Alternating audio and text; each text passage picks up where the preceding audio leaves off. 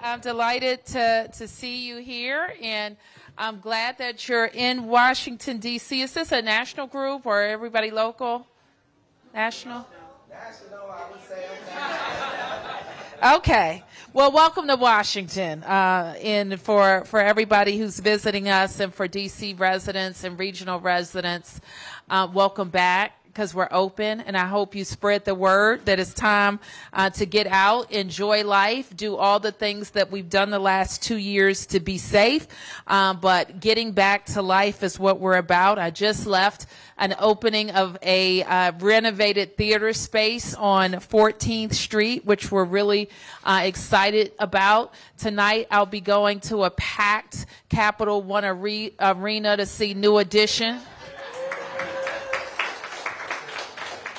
Last week, I was out looking at our beautiful cherry blossoms. You get the theme here? DC is open.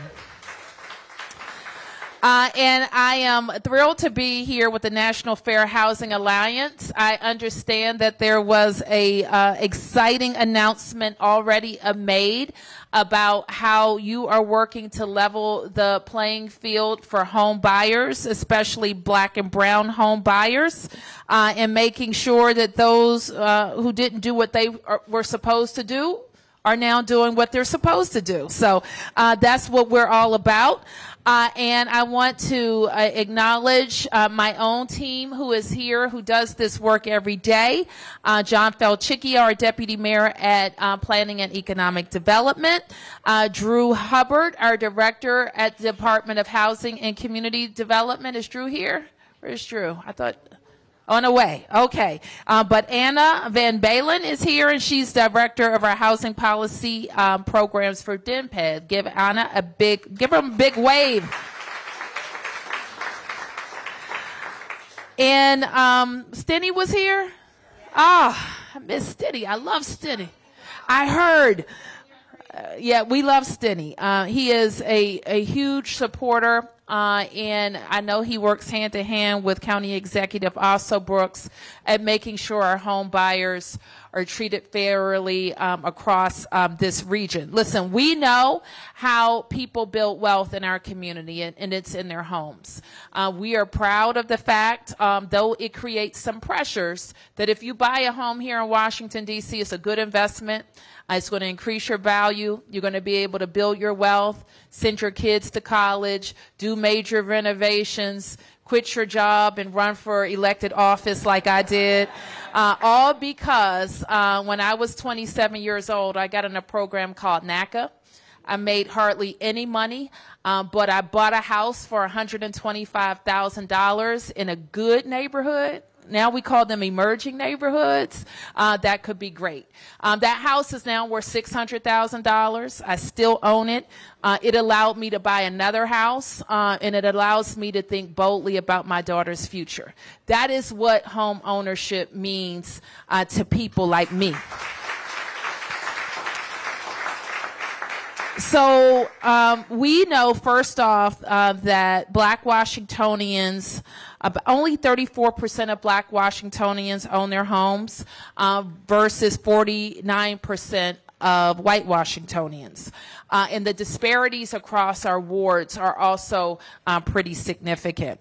We've been pretty focused, largely because of my own experience, in how we make sure that we're building our middle class through home ownership, and we're starting with a captive audience of people that we know have good incomes, great benefits, and stable employment.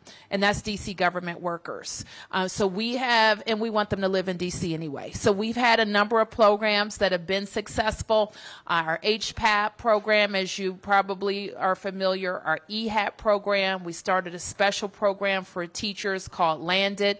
And we have a special relationship with one of our local banks for our employees. Eagle Bank gives our employees below market mortgages that allows them to buy more. But still, we feel like there's more to do to preserve the diversity of our city. So Washingtonians love a lot about our city, but they're anxious about a lot too. And the big thing that they're anxious about is affordability. And that's for people who have very low incomes and people who have pretty good incomes. They're spending a lot of their income on housing. And so with this budget that's before my council right now, we have proposed something that we think is going to be transformative for people of a variety of ages and backgrounds, but for Black Americans, Washingtonians who are concerned about staying here. So we are creating a homeowners fund for D.C. that's focused on African Americans being able to buy their homes. It's a $10 million fund. That's why I'm so happy that $750,000 might be able to enhance the work that we do with that fund. We're pulling together a strike force of folks who know about housing and getting people ready to buy housing. And I'm going to impanel a strike force to work on that from now through the summer so that we can announce how this program will work by the time my budget is approved on October the 1st.